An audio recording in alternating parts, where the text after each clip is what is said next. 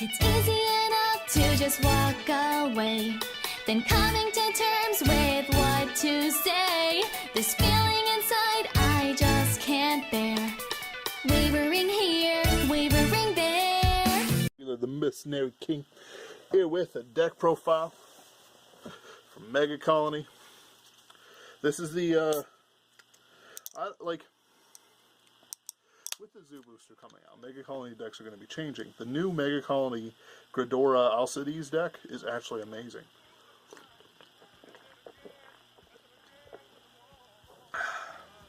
Just amazing. The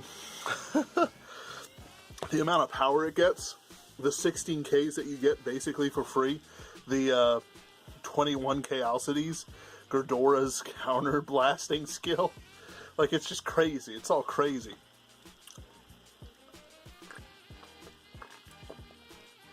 And if you play your cards right, well, things are gonna happen very good for you. And we actually have finishers. Oh boy, finishers. Man, I've never known that feeling. But this is the ideal deck before the new Megacolony set comes out next year. It's got all the right parts in the order that I think that they should be talked about in. You can certainly make some changes, but some things are staples that I think all decks should have. Little tokens here, some power tokens. Sometimes I do need them. So what I'm going to do is I'm just going to go over the deck real quick. Childhood Command Rosenberg. I think this guy's the best, simply because the other stuff doesn't use this guy. He doesn't use resources. Oh, little. Oh well. Like the other ones do, he just sends himself in.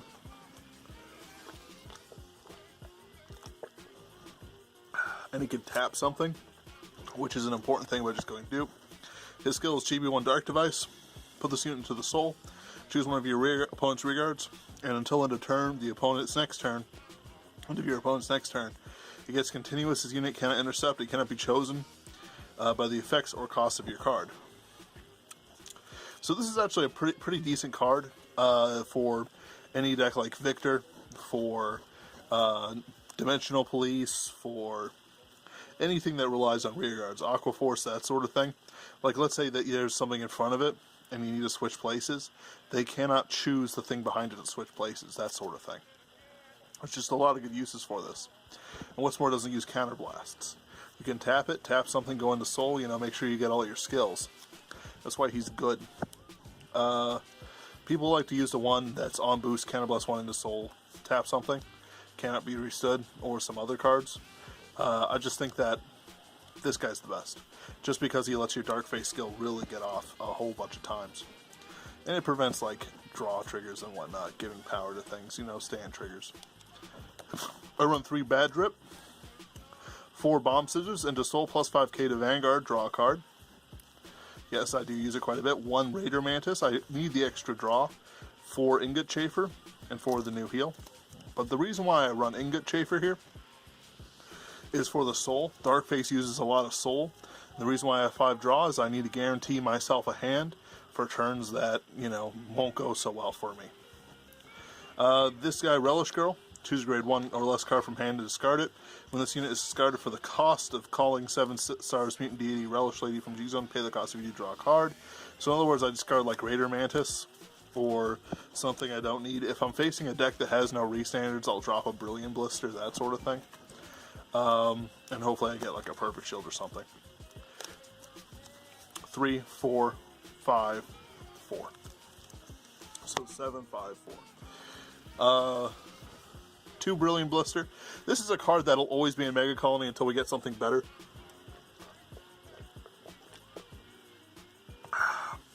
When this unit is placed on G from hand, choose one of your opponent's vanguards, and that unit cannot be stood until during that turn.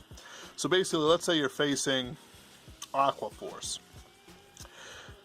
What you can do is you can guard early, guard a rear guard, so that when they attack with like the blue wave go, big boy, it just doesn't restand no matter what they do. But ban is the effect of another card. Doesn't matter. It cannot enter stud phase.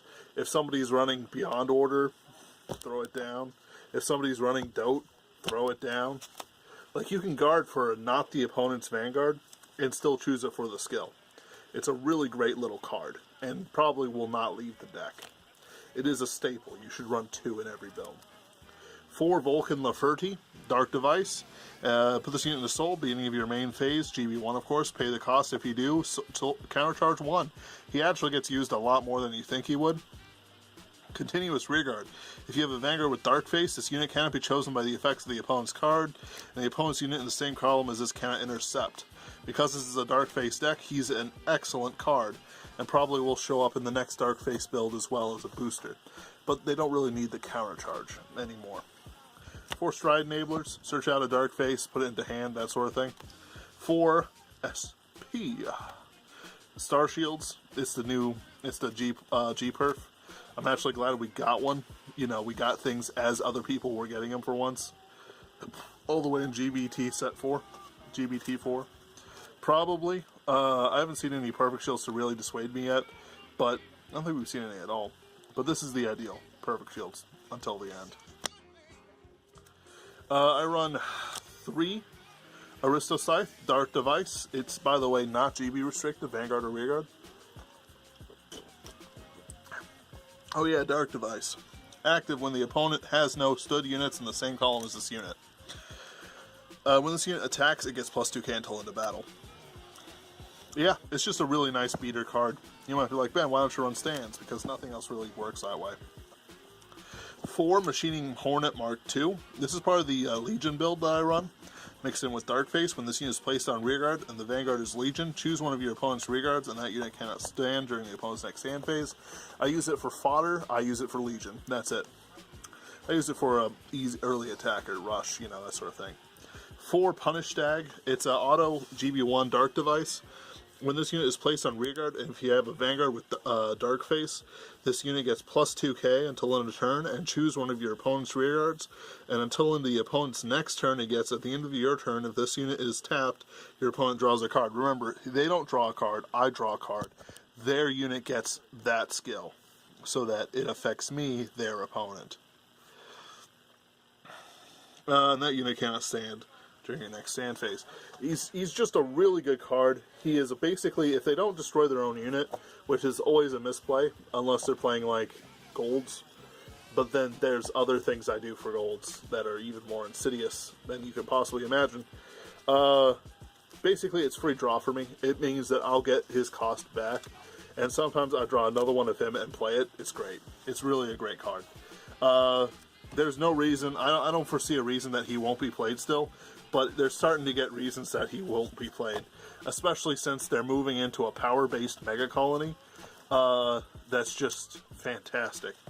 The fact that you can get like 16Ks from 10K bases, it's just really amazing. Really nice. I'm really hoping the grade 1s aren't terrible. So let's get down to the meat of the deck. I run 3 Darkfaces. Darkface's skill is Auto Vanguard GB2. When your opponent's unit is placed on Rearguard, pay the cost if you do tap that unit. So, there's a lot of confusion with this card, and with the new ruling changes that are suddenly going on, you'll probably have to confer with your judge about its skill, because previously the way the rules have been worded is that you have to wait for all abilities to be finished before you use his skill.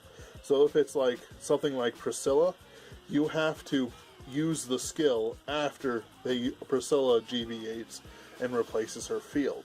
Or with, you know, other cards like that. Doesn't mean it always works out too great, but you know, if you can tap a front row during the attacks phase, it really does cut down on the amount of problems you have. You know what I mean? But the thing is that if the ruling changes so that you have to choose where it is, you might be forced to make terrible plays, basically. But the best plays that you can. It kind of nerfs him. It low-key nerfs him, really. And yes, you do get enough soul to use his skill quite a bit. In fact, I prep up for it. And I'll show you one of the G-Guards that helps out. Auto Vanguard Counterblast 1, when during your turn your G-Unit strides. Not your opponent, you stride. You may pay the cost if you do. Choose 2 of your rear guards, tap them. Sorry, choose 2 of your opponent's rear guards and tap them. And until the end of the opponent's next turn, they get at the end of your turn, if this unit is at tapped, your opponent may draw a card. This unit cannot stand during your opponent's next stand phase. So what I do is I tap some important units. Then I use cards like him, and like him to make it worse. This deck is all about managing your resources and advantage and screwing over your opponent when you can. Which means that oftentimes you don't really have an ideal play for a situation, but you can still make a move that'll fuck them over for that turn. And if you can survive that turn, that means you can keep fucking them over. And that's just how you play Megacolony. It's really kind of a scummy way to play the game, but it's a fun way to play the game if you're okay with that. Like it's one of those things like Overlord's boring. Narukami are just not as good as they used to be somehow, even with the new support. But Darkface is always a surprise. Every game's different, whether you rush, whether you don't rush, whether you trapdoor spider there, like units as they come out. And I play this, it's 100,000 power, because I'm playing golds. Soul Blast 2, tap it as it comes out. No! But it has resist. It didn't have resist at the time. It's great. Sometimes that's true, though. Undefeated Mutant of Zeus. Act Vanguard LB4. This unit gets plus Counterblast 2. This unit gets plus 10k. Choose one of your opponent's rear guards, and that unit cannot stand. I don't use it for that skill. I use it for when this unit is placed on Vanguard, retire all grade 1 or less rear guards of all fighters. Oh boy, that's what I do it. So you play it, you wipe out the field of all grade 1s and lesses. So that kills your starter, but it kills the opponent's starter, the opponent's grade 1s that they've put out there for an early rush, their 10k attackers, their battle sister formation. Yeah. He's just a really funny card. I don't use him very often, but every time I use him, it's a laugh and a half. Just being like, you thought you could make Sanctuary Guard Dragon great again. What a loon. What a maroon. There we go. I run 4 Machining Tarantula Mark IIs. Legions with the Hornet.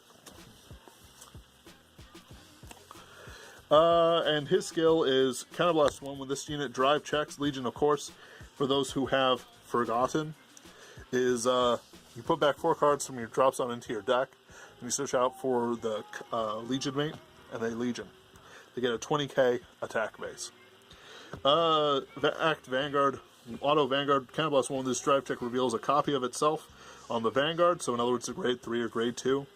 You may Counterblast 1, choose all of your opponent's Vanguards, and they cannot stand during your opponent's next stand phase.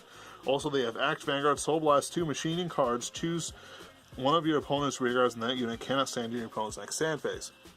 So, rear guard stun, Vanguard stun on drive check, persona check. Now, the thing is that I realized that this is technically an Infinite Legion. What an Infinite Legion is, it's a Legion that, through shenanigans within the deck, has a perfect state where they can keep on going no matter what happens.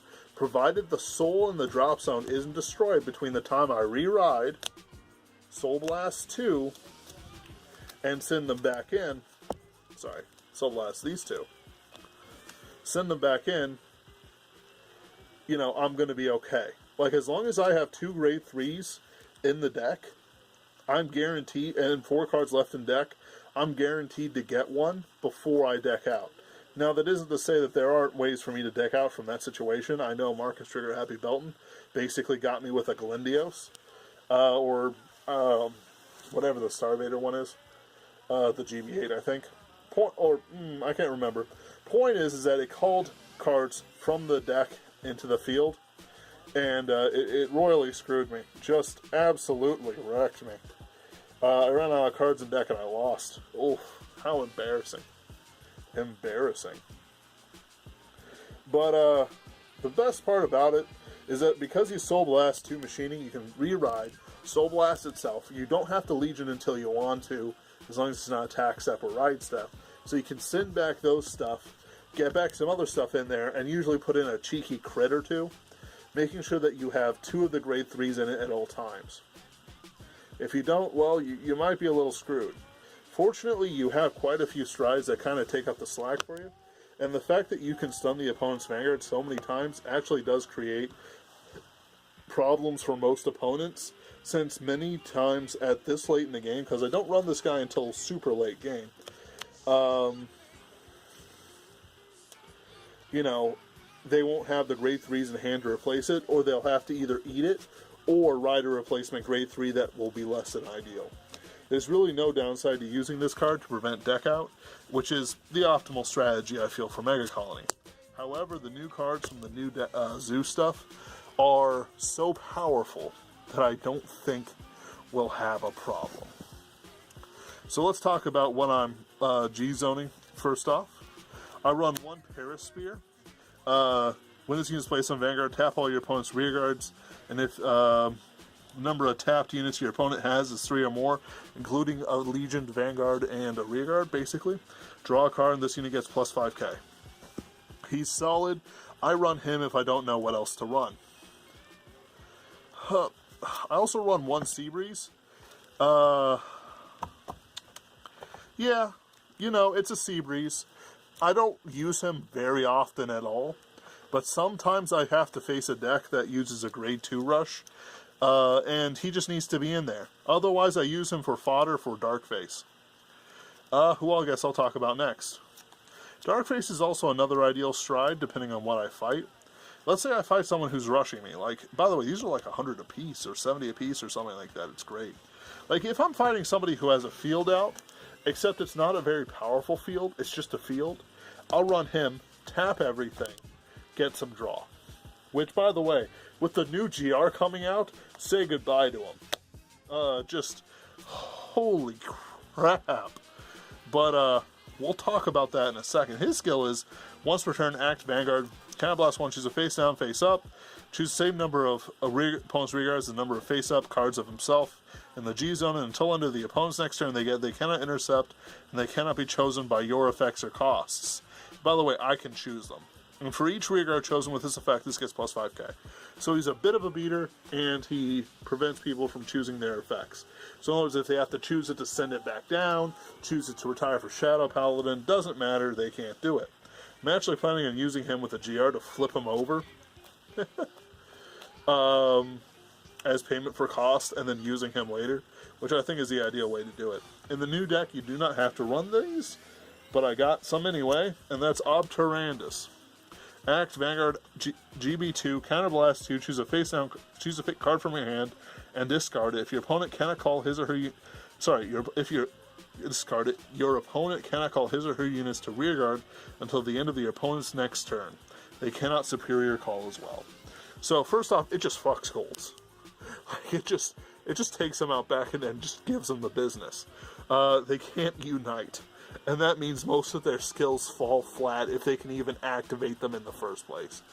I've had some people go into Sunrise Ray Gurglet and just like start going crazy on stuff, and he's like, "Yeah, you think you got me, but justice never fails." And I'm like, friend, that's a unite card. You just can't do it. And he started screaming, and I sent him to the Shadow Realm. Haven't seen him back yet. Now my last 2 might surprise you. I run 2 Tarantus. That's right, I run 2 of the GB8s. There's no point in running 2 Closer Dragons, 2 of the... Well, I mean, you could run 2 of the Kagero, you get 1. 2 Amaterasu's, that sort of thing. Besides that G-Zone's actually pretty tight. This guy, however, is free, doesn't deck you out, and gains Mungo power.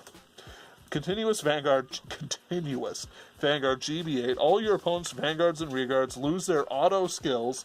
In other words, they can't use Gurgwit's skill. They can't use certain Aquaforce skills. They can't use, this, that, and the other. And they cannot intercept. Okay. And then all your units get plus 5k for every of your opponent's tapped Vanguards and Rearguards. Whew! This baby is beefy. just, oof, hits like a Mack truck. Basically, you play him, right? All the auto skills go away. Certain skills, like, I think, does Blade Wing go away, actually? Let me check that. Hup. Continuous.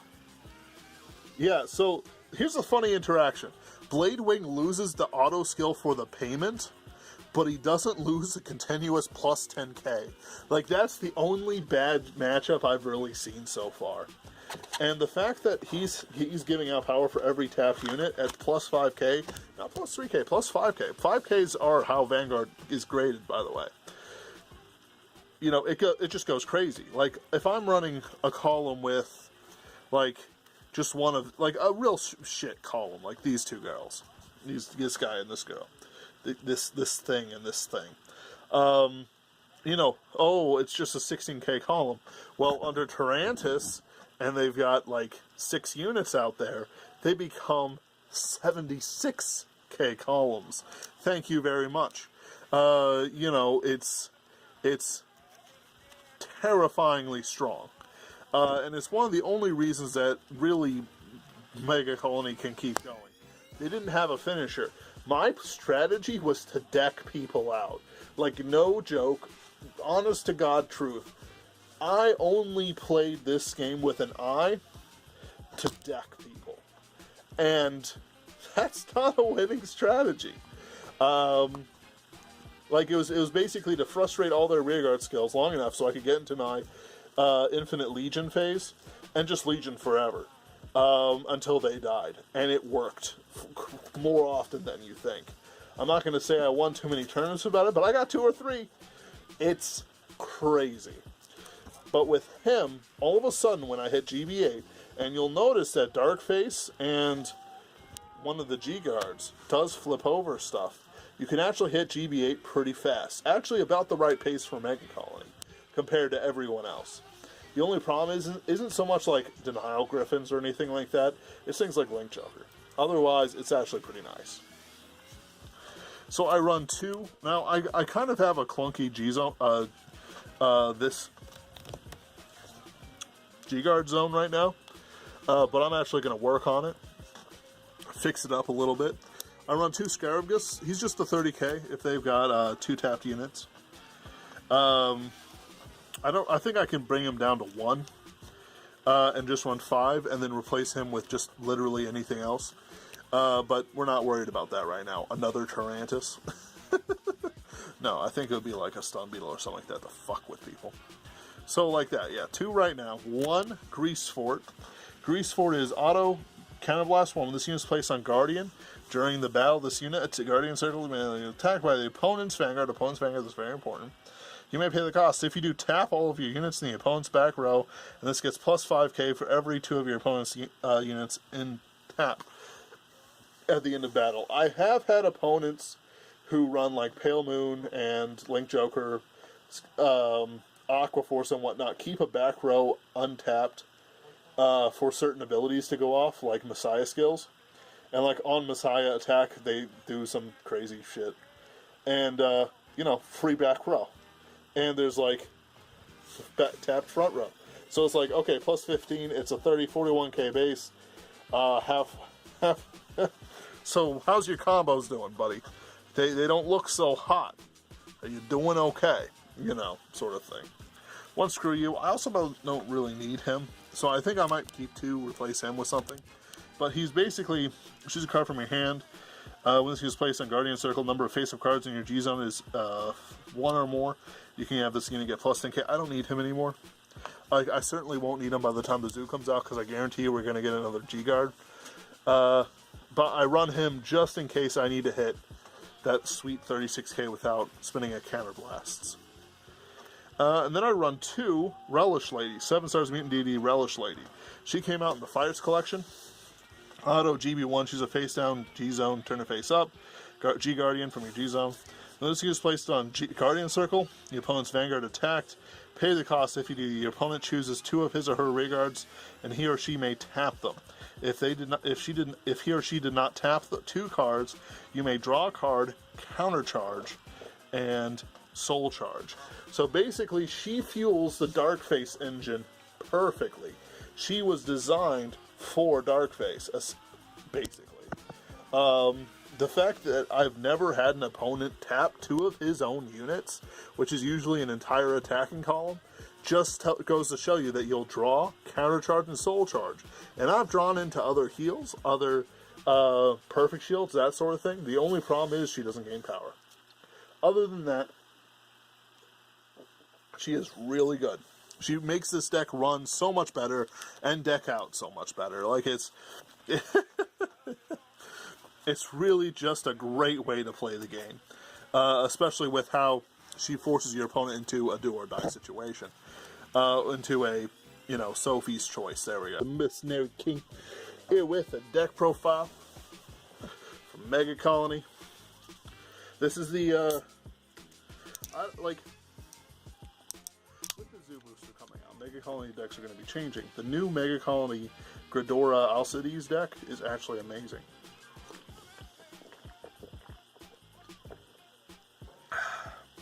Just amazing. The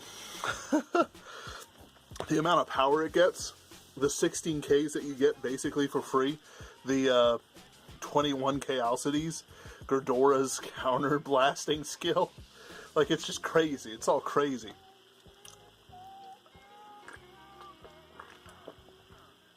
The Mercenary King here with a deck profile from Megacolony.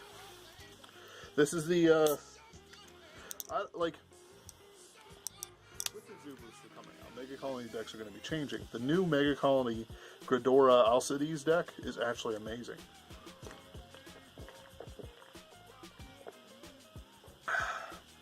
Just amazing. The amount of power it gets, the 16Ks that you get basically for free, the 21K Alcides, Gridora's counter blasting skill, like, it's just crazy. It's all crazy.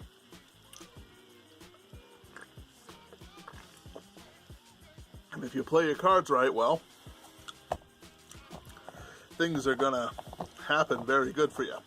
And we actually have finishers. Oh boy, finishers. Man. I've never known that feeling. But this is the ideal deck before the new Megacolony set comes out next year.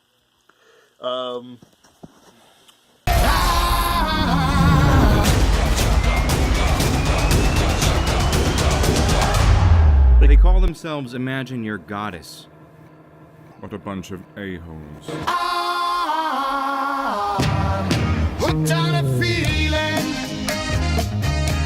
I'm high on believing that you're in love with me. I'm hooked on a feeling. Just say